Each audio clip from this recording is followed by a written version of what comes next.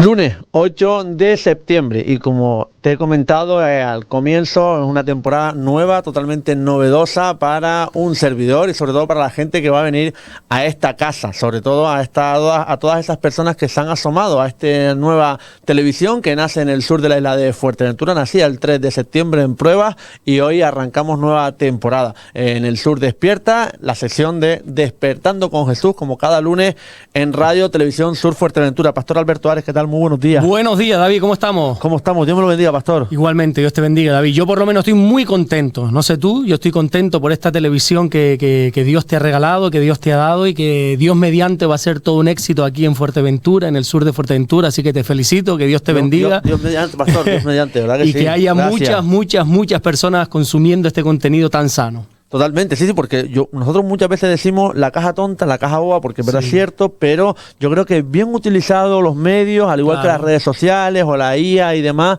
es un medio que puede hacer felices a muchas personas, ¿no? Exactamente, es como siempre ponemos el ejemplo, es como un cuchillo bien utilizado es una preciosa herramienta, una ayuda tremenda para el ser humano, pero más utilizado, imagínate, ¿no? Entonces la televisión, el internet, la inteligencia artificial incluso, es una inmensa ayuda si se usa con cabeza, si se usa sanamente, pero se puede convertir en una desgracia usándolo para el mal, claro que Pastor, sí. ¿qué tal el verano?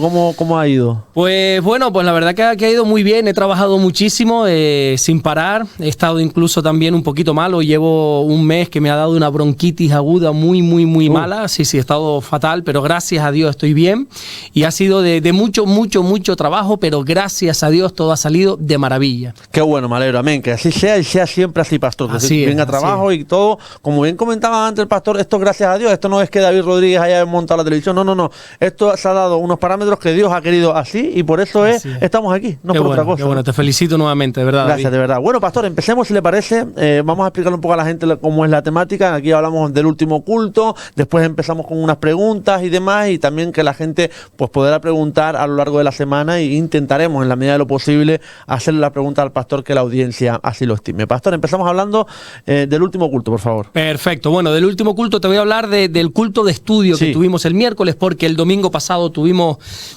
visita en la iglesia, estuvo mi cuñado Crisanto, el hermano de mi esposa Damar, y estuvo compartiendo la palabra, y el anterior estuvo nuestro pastor José Manuel Sierra, que estuvo también por la iglesia, así que si quieres te hablo del último culto que yo prediqué de estudio bíblico, donde estuvimos centrándonos ya en los últimos versículos del capítulo 15 del libro de los Hechos de los Apóstoles, donde encontrábamos ya el primer versículo que nos va a adentrar en el segundo viaje misionero de Pablo.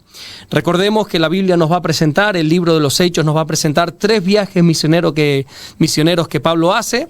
Ya estuvimos tratando versículo a versículo en estos cultos de los miércoles y de los jueves, porque los miércoles los hacemos aquí en Morrojable, los jueves por la tarde en Puerto Rosario, y hemos ido versículo a versículo indagando sobre estos capítulos de Hechos, y bueno, vimos por ejemplo cómo en un culto de oración que se llevó a cabo en una ciudad, en un lugar llamado Antioquía de Siria. Allí estaba Pablo, Bernabé, 3 hombres más, estaban en ayuno y en oración. Y mientras estaban en ese culto de oración precioso, alguien rompe el protocolo, que es nada más y nada menos que el Espíritu Santo, y dice separarme a estos 2 hombres, a Pablo y a Bernabé, para la obra del ministerio.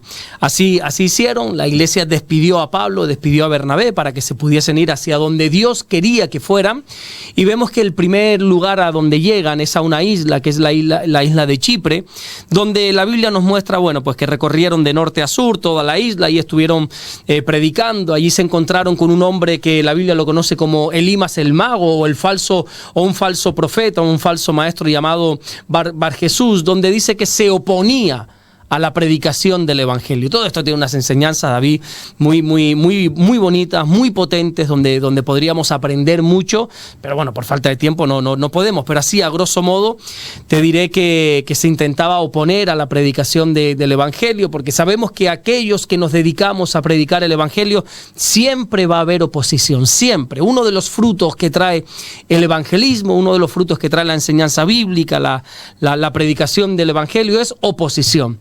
Alguien se quiere levantar, el enemigo se quiere levantar a través de una persona, usando a este, a aquel o al otro, se va a querer levantar para que la luz de Cristo no sea predicada. Y así sucedió con este hombre llamado Barjesús o Elimas el mago, y Pablo, que Pablo es un hombre ungido, un hombre que tiene discernimiento, dice que cuando oró por esta persona, este hombre se quedó ciego. De la misma manera que tú no quieras que la luz del evangelio resplandezca, así tampoco tus ojos van a ver. Y por un tiempo quedó ciego. Allí en Chipre también, no todo fue oposición, también hay otro fruto que es vemos cómo las personas se convierten al Señor, creen en el evangelio, y allí que se convirtió un hombre, un procónsul romano, una de las máximas autoridades de aquel entonces en Chipre, se convirtió al Señor, llamado Sergio Paulo. Y bueno, fue un tiempo en esta isla de Chipre donde hubieron cosas buenas, cosas no tan buenas.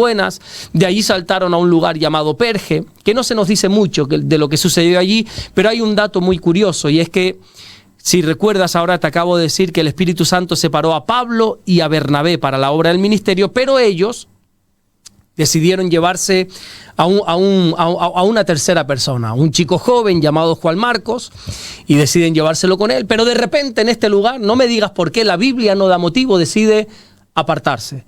Juan Marcos, cuando llega a Perge, le dice: miren chicos, a Pablo y a Bernabé, miren chicos, yo me regreso a Jerusalén. No sabemos por qué, hay varias interpretaciones. Algunos llegan a decir que es porque como era joven estaba enamorado y tenía una novia y decidió irse para allá, otros que se le hizo muy duro el ministerio, no sabemos. Y lo que la Biblia no dice, nosotros no lo inventamos. Así que este hombre se va, ellos siguen su camino y se van a otro lugar llamado Antioquía de Pisidia, donde dice la Biblia que ahí empiezan a predicar la palabra, donde empiezan a haber muchas promesas cumplidas, muchos gentiles empiezan a recibir al Señor. Gentiles es todo aquel que no es judío. Sí, correcto. Recordemos que antes la palabra de Dios, sobre todo en el Antiguo Testamento, corría por el mundo judío nada más, pero de repente hay como ¿cómo podríamos decirlo? Se abren las puertas para los gentiles, para todos aquellos que no venimos del judaísmo. También Dios abre las puertas para la salvación, y aquí vemos como en este lugar, en Antioquía de Pisidia, pues bueno, pues muchos gentiles reciben al Señor, pero los judíos seguían haciendo la contra a Pablo, y es aquí en este lugar donde Pablo, porque a cada lugar que iba Pablo, él predicaba siempre primeramente a los judíos, dice la Biblia. Y es aquí donde Pablo cambia por completo, da un giro de 180 grados a su vida, o más que a su vida, a su ministerio. Dice: me vuelvo a los gentiles. Se acabó el centrarme única y exclusivamente para los judíos, me voy para los gentiles. De ahí se van para Iconio, otro lugar. Bueno, y luego van a Listra, a Derbe, a varios sitios, para no alargar esto. Y en Derbe dicen: vamos a regresar, regresemos nuevamente a Antioquía de Siria, de donde salimos, pero no vamos a ir por el camino más recto, sino que vamos a ir volviendo a visitar todos los lugares por donde hemos venido. Vamos a ir a visitar, a confirmar el ánimo de los discípulos, así dice la Biblia. Y eso es lo que hicieron. Ahí se acaba ya el primer viaje misionero, cuando llegan de nuevo a Antioquía de Siria, que es de donde habían salido. Allí dice la Biblia que están muchos días, mucho tiempo, no sabemos si unas semanas, unos meses, unos años, lo cierto es que no lo sabemos, pero ocurre algo. Y es que vienen unos hermanos supuestamente enviados desde Jerusalén, que luego más adelante nos enteraremos que eso es mentira. Vienen unos hermanos y empiezan a decirle a todos los nuevos creyentes: miren, saben que bueno, creer en Jesús está bien, pero también tienen que guardar la ley de Moisés. Se tienen que circuncidar, mira, que tienen que cumplir con todos los ritos que la ley da. Y Pablo dice: no, ¿cómo así? Si ahora nosotros vivimos por gracia. Bueno, hay como un enfrentamiento, y Pablo dice: mira, vamos a poner una solución a esto. Así que se lleva a cabo lo que nosotros conocemos como el primer concilio de la iglesia, que se llevó a cabo en Jerusalén. Todos los apóstoles, todos los ancianos, cantidad de cientos o miles de cristianos se dan en convocatoria en Jerusalén, y allí tratan este asunto. Allí tienen que tratar el asunto de: oye, vamos a ver, a las personas nuevas, a los nuevos creyentes en la fe, ¿qué se les tiene que enseñar? Porque nosotros estamos enseñando que la salvación es por gracia, sí, que la salvación solo emana de Jesús, nada tenemos que hacer. El ser humano no puede aportar nada para ser salvo, porque ya Cristo lo hizo todo. Eso se llama gracia. Sin embargo, estos que están viniendo, estos judíos, están viniendo y diciendo que sí, que Jesús en la cruz nos da salvación, pero que también tenemos que guardar la ley de Moisés. Entonces, ¿qué propuesta tiene la iglesia? Y ahí se lleva a cabo este concilio donde Pedro habla, Pablo habla, varios hermanos hablan, pero el pastor de allí, que es Jacobo, por cierto, hermano de Jesús, Jacobo está allí, que es el pastor, llega a una conclusión. Bueno, llega a 3 conclusiones, podríamos resumir. Y él dice, miren, la primera conclusión, bueno, realmente son 4, te dije 3, son 4. La primera conclusión es, no vamos a sobrecargar a los nuevos creyentes. No los llenes de cosas, porque la gente llega ya cargada del mundo. La gente llega cargada, llega turbada, llega con muchos problemas del mundo y vienen a la iglesia, yo creo que a encontrar esa paz. No pongáis más pesos sobre sus hombros, dice Jacobo. Pero sí hay que enseñarle 3 cosas a los nuevos creyentes, que esto fue la conclusión del primer concilio de Jerusalén. Lo primero es apartarse de la idolatría. Esto sí hay que enseñarle a un nuevo creyente. Apártense de la idolatría. Yo explicaba el miércoles en el culto, porque a veces nuestra mente, cuando hablamos de idolatría, se imagina que solo la idolatría es creer en vírgenes, adorar a vírgenes o a santos. No. Eso, como ya hemos visto en otras ocasiones, Isaías lo denomina como la insensatez de la idolatría. No, idolatría es colocar a alguien o a algo en el primer lugar de tu corazón. Que alguien o algo ocupe el lugar que le corresponde a Dios.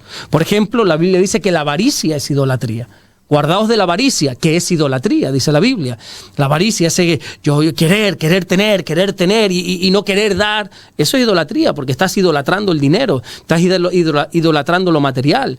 Se puede idolatrar muchas cosas. Entonces, la conclusión fue, a la gente hay que enseñarle que Dios es lo primero. Amén. Eso es lo que hay que enseñarle a los nuevos creyentes, David. Dios es lo primero.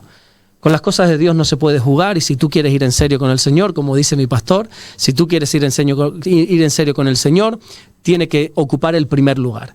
De hecho, ¿cuál es el primer mandamiento? Amarás al Señor tu Dios con todo tu corazón, con todas tus fuerzas, con toda tu alma, con toda tu mente. Es decir, hay que darle siempre lo mejor. No te das imagen de ningún sitio, ni en la tierra, ni en el cielo, exactamente. ni abajo. Entonces, lo primero que hay que enseñarle a los nuevos creyentes es que Dios sea lo más importante en tu vida. Segunda conclusión, o tercera cosa, primero era no sobrecargues a las personas, primero es apártate de la idolatría. Lo tercero te va a sorprender, porque lo que les enseñan es apártense de fornicación. Y tú dices, uy, ¿eso hay que enseñarle a un nuevo creyente? Por supuesto. Hay que enseñarle a un nuevo creyente que se tiene que cuidar mucho su área sexual. Y me sorprende, porque yo podría llegar a entender que la iglesia haga énfasis hoy en día, en 2025, porque hoy es un desmadre esto, ¿verdad? Es un todos para todos, parece, desgraciadamente. Pero parece ser que hace 2000 años también. Hace 2000 años la gente no guardaba su área sexual. Y a los nuevos creyentes hay que enseñarles, uno tiene que guardarse sexualmente. El sexo ha sido creado por Dios, el sexo es algo maravilloso dentro del marco matrimonial. No podemos estar viviendo como se vive ahora. Esto, antiguamente me acuerdo yo que los mensajes de guarda tu santidad, guarda tu virginidad, era para los jóvenes. Hoy en día hemos tenido que retrasar, o mejor dicho, adelantarnos un poco más y dar este mensaje a los adolescentes. Hoy los adolescentes ya con 12, 13, 14 años ya están experimentando todo esto. Entonces, a los nuevos convertidos hay que enseñarles que Dios demanda santidad en el área sexual. Y lo tercero, lo cuarto que la iglesia, que Jacobo, el pastor Jacobo, dijo que se tenía que enseñar a los no convertidos es: apártate de comer sangre. Y uno dice, bueno, ¿y por qué me tengo que apartar de comer sangre? Bueno, es que el Antiguo Testamento lo prohibía, pero date cuenta que casi todos los creyentes venían del judaísmo. La mente religiosa, la mente del judío, les prohibía comer carne. Eso era una piedra de tropiezo. Entonces, lo que nos enseña esto es que hay cosas que no debemos hacer por el bien de los demás. Hay cosas que no son pecado, David, pero que nos tenemos que privar de hacer porque a lo mejor son piedra de tropiezo para el otro. Uno dice, bueno, ¿y por qué no puedo comer sangre? Bueno, primero porque la Biblia lo dice, y segundo, porque si ese comer sangre va a ser tropiezo para este creyente que proviene del judaísmo, proviene de donde quiera que sea, y este creyente va a tropezar en eso, no lo hagas. Todo te es lícito, dice la Biblia, pero no todo te conviene. Si una comida, una bebida que no es pecado, pero va a hacer caer a un hermano, la Biblia dice, no lo hagas. Entonces, hay leyes que nosotros tenemos que cumplir por el bien de los demás. Bueno, en definitiva, eso es lo que se llevó a cabo, el tema de, oye, apártate de la idolatría, apártate de la fornicación, no estés comiendo sangre. Mandan las cartas a todas las iglesias, mira, esto es lo que hay que enseñar a los nuevos convertidos. Cuando están nuevamente Pablo, Bernabé, junto con 2 creyentes más, Silas y Judas, que se van a Antioquía de Siria, Pablo dice, oye Bernabé, ¿por qué no hacemos otro viaje? ¿Por qué no volvemos que es lo que nosotros vamos a conocer como el segundo viaje misionero de Pablo? Le dice, ¿por qué no hacemos un viaje? ¿Por qué no volvemos a ir a todos los lugares que hemos visitado y vamos a confirmar el ánimo de las iglesias y vamos a visitar a los hermanos? Y Pablo dice, uy, me parece estupendo, venga, vámonos. Pero, ¿qué te parece, Pablo? Le dice, ¿qué te parece si nos llevamos a Juan Marcos? ¿Te acuerdas de Juan Marcos? El que te dije que antes en Perge dijo, me voy, abandono. Sí. Pues, ¿cuál crees que fue la respuesta de Pablo? Que no. Pablo le dice, no, yo a Juan Marcos no me lo llevo. Hombre, pero ¿cómo no nos vamos a llevar se había desistido, se había bajado la primera. Exactamente, pero ¿cómo no vamos a llevar a Juan Marcos? Vamos a llevarnos... Y Pablo dice, no, de eso nada. Y la Biblia dice que hubo tal desacuerdo entre ellos, Pablo y Bernabé se enfrentaron a tal grado que se tuvieron que separar. Ya no pudieron caminar más juntos.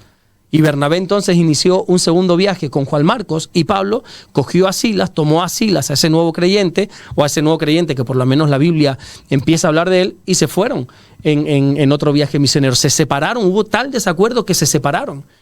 A mí, no, muy fuerte. La Biblia no oculta los enfados entre los creyentes. No podemos ir de falso. A veces entre nosotros mismos hay desacuerdos, hay enfados, y a veces la única salida es que cada uno tome su rumbo.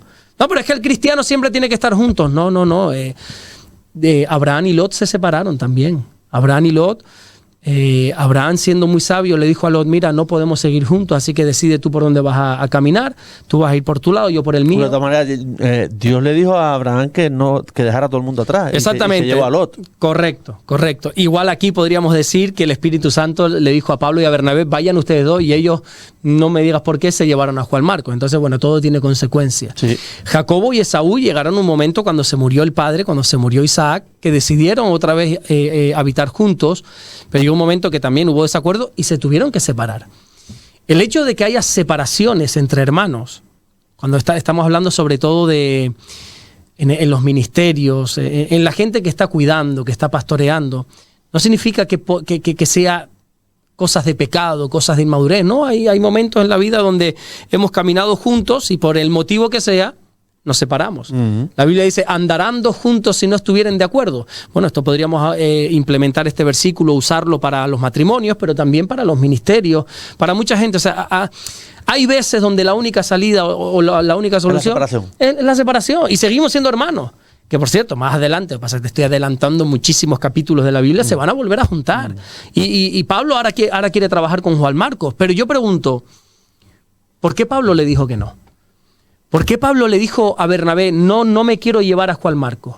Porque así, si hacemos una lectura muy superficial, si leemos la Biblia solamente por arriba, podemos decir, uy, este Pablo tiene rencor.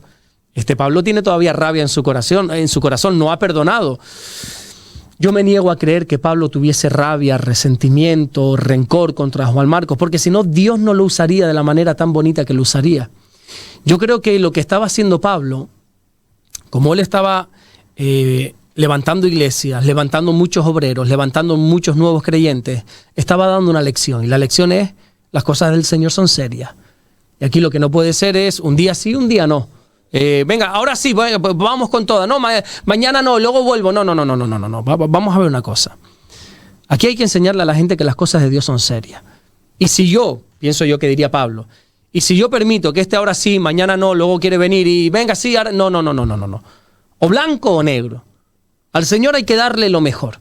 El Señor no espera nada de nosotros, pero si le vamos a dar algo, tiene que ser lo mejor. Por eso creo que fue Pablo el que dijo, la mediocridad no se puede tolerar dentro de la iglesia. Y desgraciadamente a veces encuentro mucha mediocridad entre los creyentes. Mediocridad, ¿sabes lo que significa? Ir a medio camino, eso significa mediocridad. Mediocridad es, yo no entiendo de motos, pero he escuchado algo cuando dice que vas a medio gas, a medio puño, ¿verdad? La moto puede todavía acelerar más, pero tú vas a medio puño. Eso es mediocridad, ir a medio. Cuando tienes más potencia, pero decides ir a mitad de puño. Eso es mediocridad. Y hay creyentes que tienen una capacidad, David, que tienen unos dones, unos talentos, unos recursos, una potencia para Dios, pero van en relentín. Y ahora sí, mañana no.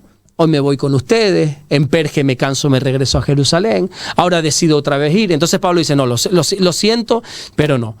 Y una de las contradicciones más grandes que puede haber en un cristiano es decir que Dios se merece lo mejor, pero sin embargo le estamos dando las obras. Yo encuentro a creyentes que son excelentes en sus puestos de trabajo, pero gente que tú los ves, oye, el tipo es un profesional y el tipo no hace falta decirle quédate media hora más o una hora más porque ya sale de él. El tipo es serio, el tipo es puntual, pero luego para la iglesia, para el Señor es impuntual, no lo ves nunca por ahí, para la oración es pésimo, solo lee la Biblia cuando, como decimos aquí, de higos a brevas. Entonces, la mediocridad no puede ser, porque Dios no tolera la mediocridad. Hay un mensaje, no sé si te has leído Apocalipsis. He estado leyendo Apocalipsis las primeras 30 o 40 páginas. Bueno, es increíble este mensaje. Las de las 7 iglesias y demás. Exacto, bueno, es tan apasionante este libro, que es el único de la Biblia que empieza diciendo, bienaventurado el que lee todas estas palabras. Hay una bendición especial para que lee el libro del Apocalipsis.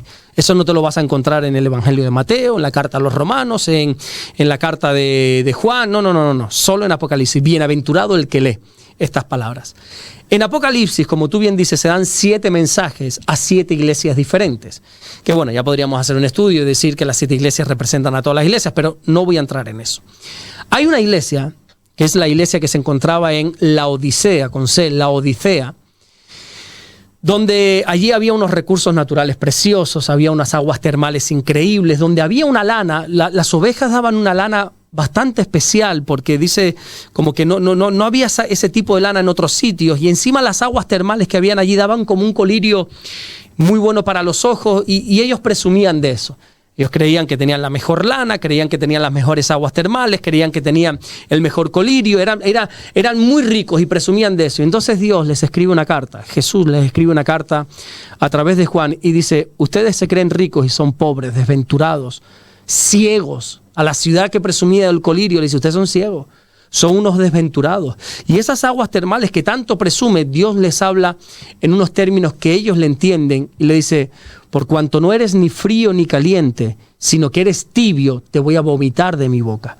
Claro, eso nosotros no lo entendemos mucho, pero para ellos entendían perfectamente lo que estaba diciendo, porque las aguas termales son buenas cuando son muy frías o muy calientes, las tibias no sirven para nada. Y Dios usa eso que ellos entienden para darles este mensaje y dice, por cuanto no eres ni frío ni caliente, eres un mediocre, eres un tibio, y yo te voy a vomitar de mi boca. Y este mensaje es un mensaje que Dios le está dando a la iglesia, a una iglesia. David, esto no es un mensaje a inconversos, ni siquiera es un mensaje a nuevos creyentes, es un mensaje a una iglesia. Y es que una iglesia puede caer en la mediocridad, una iglesia llena de creyentes con potencial, llenos de creyentes donde eso debería ser puro fuego, y son mediocres. Hay un versículo en el Antiguo Testamento que dice que el fuego nunca deje de arder en el altar de Dios. El altar de Dios es nuestro corazón y el fuego no puede dejar de arder nunca. Y yo le preguntaba a la iglesia, ¿cómo está tu relación con Dios? ¿Cómo está ese fuego, esa pasión?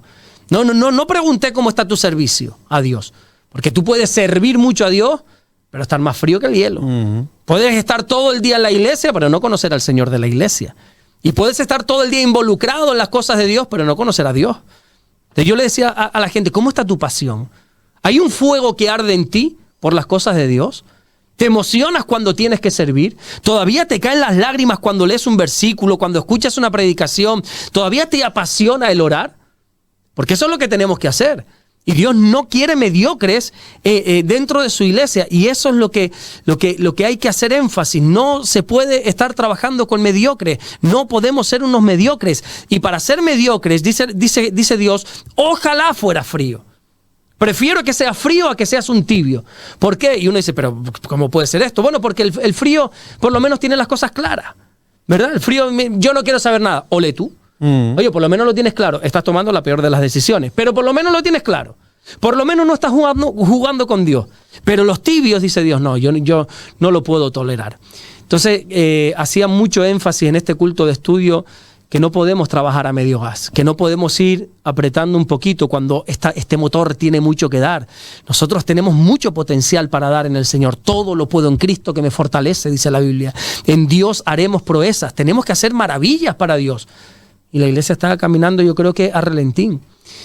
Y por último, le decía a la iglesia, ¿cómo es posible que teniendo una salvación tan grande, como dice la carta a los Hebreos, cómo es posible que nosotros teniendo un Dios tan todopoderoso, trabajemos en mediocridad.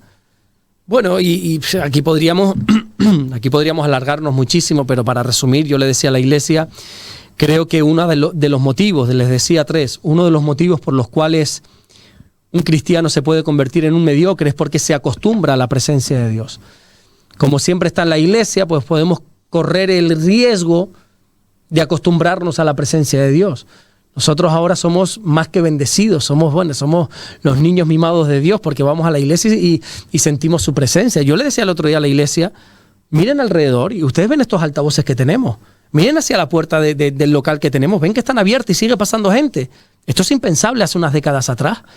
Ahora mismo la iglesia está gozando de una libertad.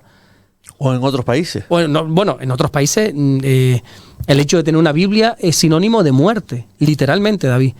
Te vas a países, Corea del Norte, muchísimos países, Sudán, incluso en Nigeria. En otros programas, que en un viaje que hiciste te dijeron guarda la Biblia, que si no... Exactamente, y ahí te estoy hablando de Jerusalén. En Jerusalén, donde vivió y caminó nuestro Señor Jesucristo. Me dijeron, aquí no estés abriendo el Nuevo Testamento, aquí no lo puedes tener. Imagínate, ¿no? Pero bueno, ahí lo más que te puede pasar es que te rechace. No creo que te lleguen a pegar, ni mucho menos, pero hay países, no vamos a estar diciendo, hay países donde si tú dices que eres cristiano, tu generación por arriba, es decir, tus padres, tu generación por abajo, desaparece. Te mandan a cosechar arroz. Y ese cosechar arroz es que no se te va a ver nunca más el pelo. Hay países donde ser cristiano es sinónimo de muerte, literalmente. Yo le decía a la iglesia, lo que nosotros estamos viviendo en este año o en este tiempo no es normal. Por milenios la iglesia se ha tenido que esconder. Lo normal de la iglesia es que se esconda. En catacumbas, en cuevas, en casas, en coches. O sea, lo normal de la iglesia siempre ha sido esconderse para predicar el evangelio. Y hoy gozamos de una libertad que no valoramos. Y entonces hemos tratado las cosas de Dios como ya las tenemos a nuestro alcance, como vamos a un culto y sentimos su presencia, ya no lo valoramos y por eso caemos en la mediocridad. Yo contaba un testimonio, que si me das un minuto te lo cuento. Sí, por supuesto.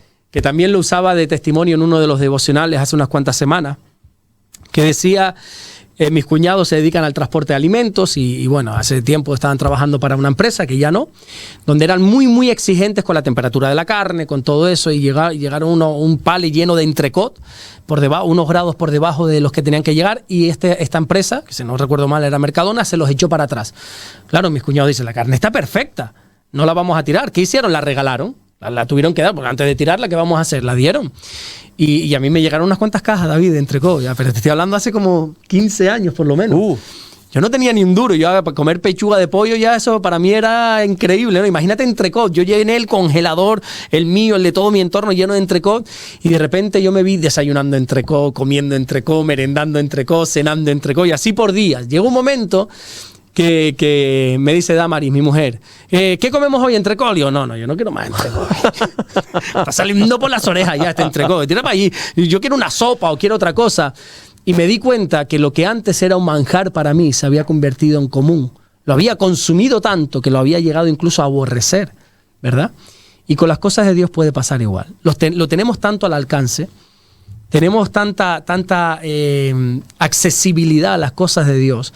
Vamos a un culto y podemos sentir su presencia, que ya, como decía el otro día, ya incluso hay creyentes que pueden tomar la decisión de hoy sí voy al culto, hoy no voy. Hoy incluso llegamos a juzgar los cultos por... Hoy, fíjate que hoy no sentí mucho la presencia de Dios, el culto no estuvo... a la altura. Hoy no estuvo a la altura, ¿no? Podríamos decir, porque no sentí mucho la presencia de Dios. Y eso es mediocridad, eso es que nos hemos acostumbrado a las cosas del Señor.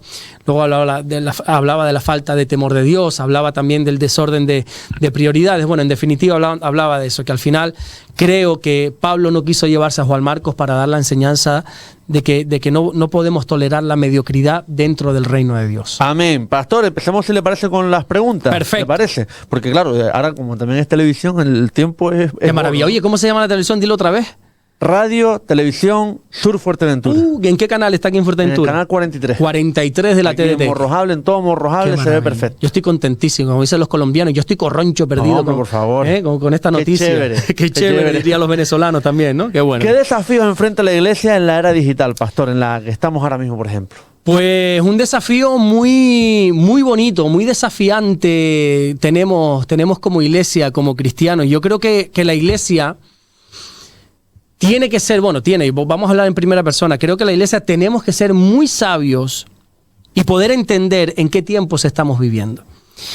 Creo que actuar en el 2025 como si estuviésemos en el 1980 es un error. Sabes que hay gente que pasa el tiempo, pero la mentalidad sigue teniéndola. Sí. Es que los años, cuando yo era pequeño se hacían mejor las cosas. No lo pongo en duda, pero ya no estamos en esa época. La Biblia nos llama a ser entendidos en los tiempos. Entonces la iglesia tiene que hacer una autocrítica, un autoanálisis, decir, oye, ¿en qué tiempo me ha tocado vivir? ¿En qué generación me ha hecho nacer Dios?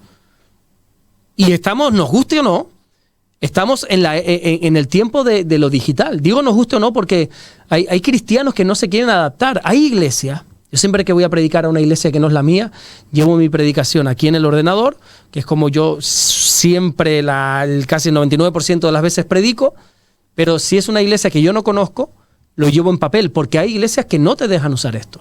No te dejan usar un ordenador para predicar, una tablet para predicar, porque no se quieren adaptar. No, es que eso es algo irreverente. Bueno, yo creo que tú te has quedado a la antigua, ¿no? Sí. Y uno se tiene que adaptar. ¿Sabes la historia de Kodak? No. Bueno, Kodak, el gigante de la foto hace unos cuantos años. Y si yo te pregunto ahora, ¿dónde está Kodak? No lo sé. Pues Kodak se quedó en la antigüedad, porque cuando empezaron las cámaras digitales, Kodak dijo, esto es una moda pasajera. Y siguió en lo analógico, en el rollo, en revelar aquel rollo, ¿cómo se llamaban? Los negativos. Los negativos, ¿no? Lo digital va a pasar, ¿no? Y llegó Sonic y llegó todas estas cámaras de foto y Kodak pasó de ser el gigante de las cámaras a desaparecer, a entrar en bancarrota. Porque o te adaptas a los tiempos o los tiempos te apartan. Totalmente. Y la iglesia, sin perder su esencia, ojo aquí, sin perder su esencia, la iglesia no se tiene que adaptar a nada, pero tiene que saber en qué tiempos está viviendo. Y estamos viviendo en un tiempo donde ahora la información es por las redes sociales, donde no te voy a hablar como si fuera un abuelito. Hace 80 años, David, hace 10, 15 años sería impensable que montaras una televisión, ¿o no es verdad? Sí. Pero primero, gracias a Dios, y segundo, gracias a los recursos que hay, has podido hacerlo. Sí. Entonces tú has sido listo y has agarrado esto voy a hacer esto. Entonces uno tiene que saber en qué tiempo estamos viviendo. Ahora ya, por ejemplo, mi padre todavía es una persona que le gusta leer los periódicos. Padre, una persona muy sabia, para mí la persona más sabia que conozco es mi padre. Pero ya los periódicos pasaron, ahora la información es por internet, ahora la información uno se tiene que adaptar. Y entonces no solamente es que lo digital es lo que manda ahora, sino que esto ahora lo de la inteligencia artificial, David, esto es increíble. Terrible, ¿eh? Y la iglesia tiene que saber moverse como pez en el agua en esto.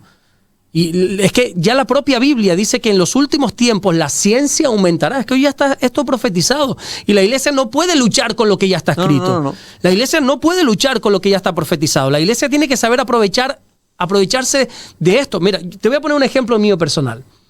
Yo como pastor estoy aprovechando lo digital. Todas mis redes sociales, Facebook, Instagram, TikTok, el canal de YouTube, todo yo lo uso para sembrar el evangelio. Que yo, por cierto, yo no llevo las redes sociales, las lleva unas personas de la iglesia, salvo el YouTube, el canal sí lo llevo yo más, aunque también hay una chica, Freda, de la iglesia que es que lo lleva, pero las redes sociales lo usan otras personas, ¿no? Con mi nombre, pero lo usan otras personas. Pero yo lo tengo claro, mis redes sociales no es para publicar aquí en la playa, que quien lo hace me parece estupendo, no estoy diciendo nada, pero yo quiero aprovechar lo digital para sembrar la semilla, para predicar el evangelio. Y lo hago y me comprometí ahora, por cierto, esta semana hacemos 1000 devocionales. Agüita. Es un número más, pero yo estoy contentísimo, yo estoy feliz de la vida por estos 1000 devocionales. Y yo empecé predicando porque, bueno, pues hace como 5 años hubo una transición en mi vida y estaba ahí en mi casa, digo, pues ya no tenía un púlpito donde predicar. Y decía, pues yo no me voy a quedar callado. Y ahí en el ordenador de mi casa me puse a predicar. Y hoy en día los devocionales lo escuchan miles de personas. Que yo, mira, se me erizan los pelos cuando te lo digo. Sí. O sea, es miles de personas en todo el mundo, David. A mí me escribe gente de China, de la cárcel me ha escrito gente. Bueno, de todas partes del mundo. Y tú lo sabes, ¿verdad? Sí. De todas partes. ¿Por qué? Porque estoy usando lo digital. Algo que sería impensable lograr en persona, lo estoy haciendo en lo digital y uso un canal de YouTube, el Pastor Alberto Ares, para predicar la palabra y estoy aprovechando esa tecnología que por cierto pronto se acabará, por lo menos en lo religioso. No va a tardar el tiempo, David, que este programa vas a tener que dejar de hacerlo. Sí, pero esto te lo firmo ahora mismo si quieres. Que no va a tardar mucho donde ya YouTube va a prohibir hablar de cosas religiosas. Se van a escudar en la libertad religiosa y para cortar. Solo van a cortar, por supuesto, el tema del cristianismo. Pero sería incoherente, pastor, porque claro, si dices libertad religiosa y estás censurando la libertad religiosa, sería incoherente, ¿no? Pero ¿y qué coherencia hay ahora mismo en este mundo? No, ni ninguna. No hay ninguna, pero yo sé que, como dice la Biblia, al enemigo le queda poco tiempo y sabe que hay mucha gente que nos estamos aprovechando del internet para predicar la palabra. Entonces pero que no te estoy diciendo ningún disparate, que ya hay sitios donde no se puede predicar. Hay lugares en Latinoamérica, para que no te pienses que nos estamos yendo a dictadura, donde los pastores tienen que presentar sus sermones antes de predicarlos, sin irnos más lejos. Por ejemplo, en Cuba hubo un tiempo, no sé si ya lo están haciendo tanto, pero hubo un tiempo donde los pastores no podían predicar de ciertas cosas y donde los pastores tenían que presentar sus mensajes al Estado antes de predicarlos porque no había esa libertad. Y aquí va a llegar. O sea, yo sé que mi canal de YouTube tiene los días contados. Y todos los canal de YouTube, Instagram, redes sociales que estén predicando la palabra de Dios, tenemos los días contados. Eso yo lo tengo claro. Pero mientras tengamos esa puerta, yo voy a entrar por ella y voy a predicar. Entonces hay que saber jugar y la iglesia nos tenemos que saber adaptar a estos tiempos y aprovecharlos para esto.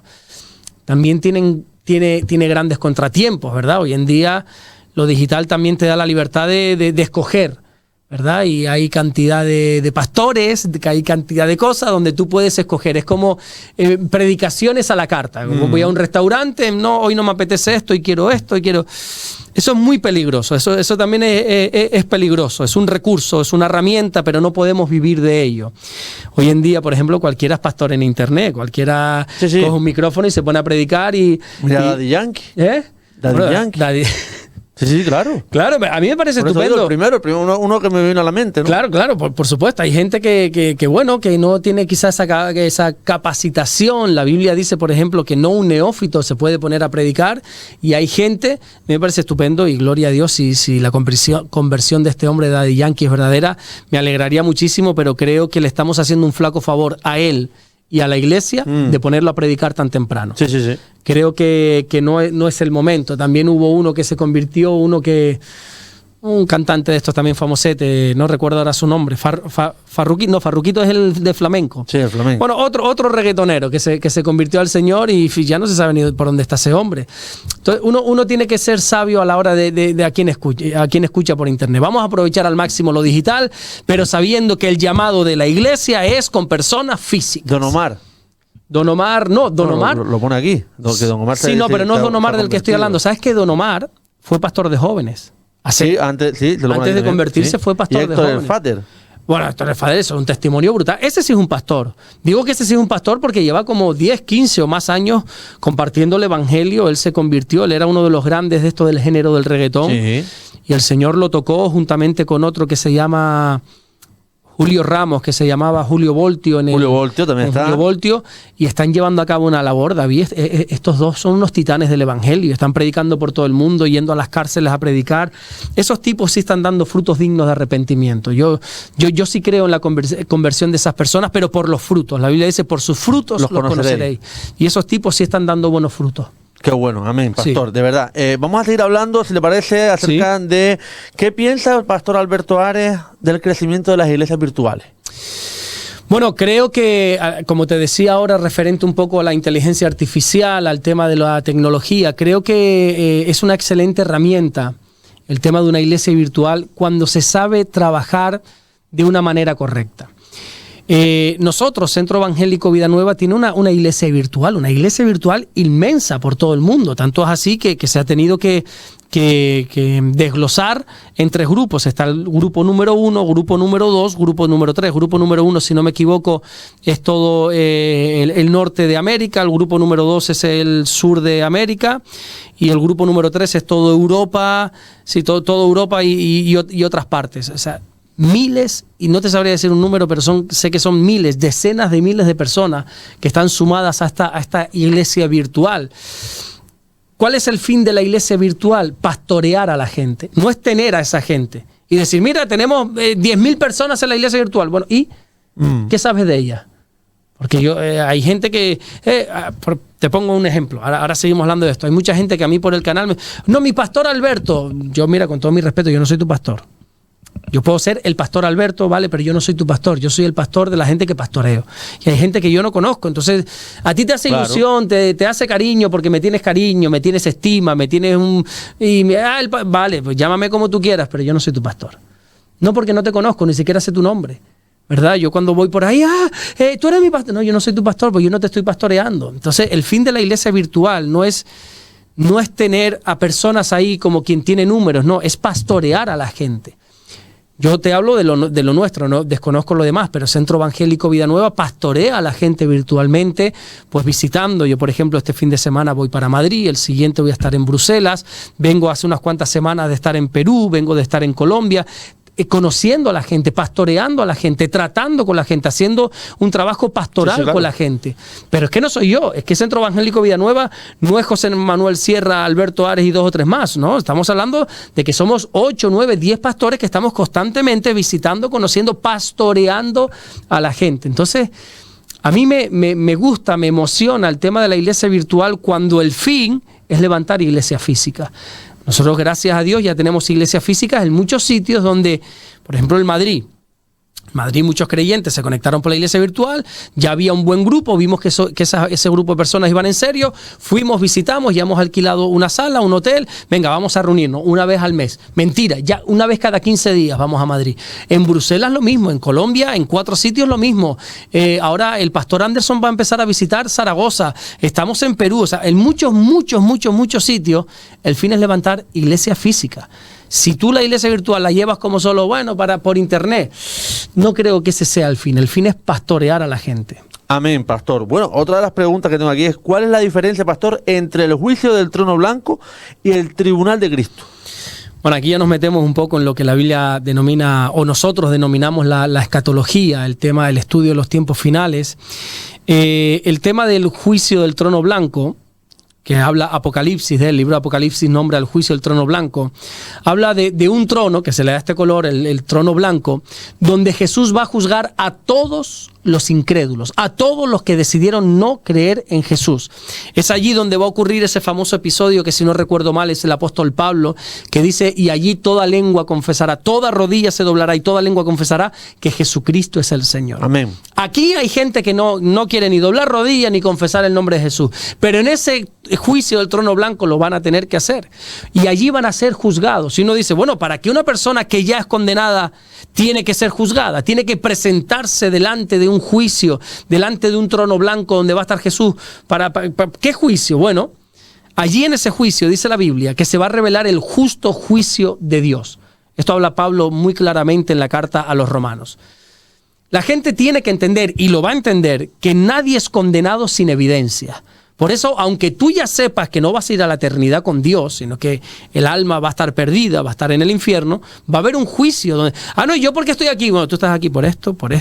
Van a ser abiertos unos libros donde ahí está escrito todas las obras, David. Todas, esas incluso que hacemos en oculto, donde pensamos que nadie nos ve, ahí está anotado, y se nos va a decir, mira, tú no eres salvo por esto y por esto. Entonces nadie va a tener la capacidad de decir, eso es injusto. No, tú sabes que es justo. Tú sabes que es justo. Entonces ahí se va a juzgar en el trono blanco, se va a juzgar a los incrédulos. ¿Vale? Pero ¿y entonces qué es el tribunal de Cristo? Donde Pablo dice que es necesario que todos comparezcamos ante el tribunal de Cristo para que cada uno reciba su recompensa. Bueno, es el lugar donde vamos a ir los creyentes. Los que muramos en el Señor vamos a presentarnos no en el juicio del trono blanco, sino en el tribunal de Cristo, donde allí se nos va a decir lo que hemos hecho, ¿verdad?, en la tierra, y donde vamos a ser juzgados y recompensados según Amén. Las obras, dice la Biblia. Sean buenas o sean malas. No es un juicio para condenación. No. Ya el salvo es, ¿verdad? Ya vamos a ser salvos. Sí. Pero se va a dar unas recompensas, ¿verdad? La mayor recompensa, esto quiero que quede claro, es la salvación de nuestra alma. Esa es la mayor recompensa y no buscamos otra cosa. Como decía un conocido, yo aunque sea estar en una tienda de campaña, lo último de la tierra, en el último del cielo, pero que sea salvo, decía él. Esa es la mayor recompensa, pero también Dios es justo. Y yo, por ejemplo, una persona como mi mujer, nacida en el Evangelio, ella nació ya en la iglesia, siempre fiel a Dios, siempre ha estado firme en las cosas del Señor. Yo me niego a creer que Dios va a tener la misma recompensa a una mujer como ella que a una persona que ha conocido al Señor hace 2 días, al ladrón en la cruz, ¿verdad? Que en el último segundo de su vida se pudo salvar y Dios le dijo, de cierto te digo que hoy estarás conmigo en el paraíso. Sí, ya es salvo, gloria a Dios, la mayor recompensa, pero hay otras recompensas arriba, ¿verdad? Y seguramente la cercanía a Dios va a ser, o la cercanía a Jesús, a Dios, va a ser la evidencia de esa recompensa. Hay algunos que dice la Biblia que incluso van a ser como columnas en el templo de Dios. Van a estar tan cerca de Jesús que tú vas a decir, wow, ese fue un gran creyente en la tierra, porque mira qué cerca estás de Jesús. Se podría llamar como niveles, como que tiene un nivel top para que la más que entienda, ¿no? niveles, lo que pasa es que niveles puede como un poco denigrar a los que están por abajo. No, es de recompensa, ¿verdad? Que incluso habla la Biblia de coronas. A cada uno se nos va a dar un galardón, una corona. Pero mira qué bonito esto. Estamos bien de tiempo. Estamos fatal como siempre, 46 minutos. Estamos fatal como siempre, pero bueno. 7 minutos. Te explico por qué esto es tan bonito, David, lo que te voy a decir. La Biblia dice que arriba se nos va a dar unas coronas, unos galardones. Cada uno recibirá su galardón. Y esas coronas, algunas coronas van a ser chiquititas, otras van a ser una corona, un peso de gloria tremendo. Pero ¿qué vamos a hacer con esas coronas? Dice la Biblia, Apocalipsis, que nosotros, la iglesia, cogerá sus coronas y las lanzaremos a los pies de Jesús. Amén. Porque es como decirle a Jesús, yo no merezco nada, si esto es gracias a ti, ¿qué me estás dando tú a mí, Jesús? O sea, ¿qué me puedes premiar tú a mí si todo es gracias a ti? Entonces, fíjate qué acto tan bonito. Jesús nos corona con ese galardón, con esa corona, y nosotros la vamos a coger y se la vamos a arrojar a sus pies como diciendo, esto es tuyo, esto te pertenece. Y es una gloria que le vamos a seguir dando al Señor, y en el cielo lo que vamos a hacer es adorar, es bendecir su nombre, adorar por la eternidad. Así dice la Biblia. La Biblia dice del cielo, no me quiero salir del tema, pero dice del cielo que las calles son de oro, el mar es de cristal. Es algo tan hermoso. Jesús dijo, yo me voy porque en la casa de mi Padre muchas moradas hoy, me voy pues para preparar lugar para vosotros. Nosotros vamos a estar morando en las moradas de Dios allí en el cielo, y cada uno pues va a tener su recompensa. La Biblia usa una parábola incluso de que a unas personas se le puso sobre 10 ciudades en el cielo. Va a hablar de autoridad, va a hablar, como tú decías ahora, de niveles, aunque no use esa palabra, y ahí todo va a ser retribuido en el tribunal de Cristo, para que lo entendamos. Y ya no te quito más tiempo, perdóname.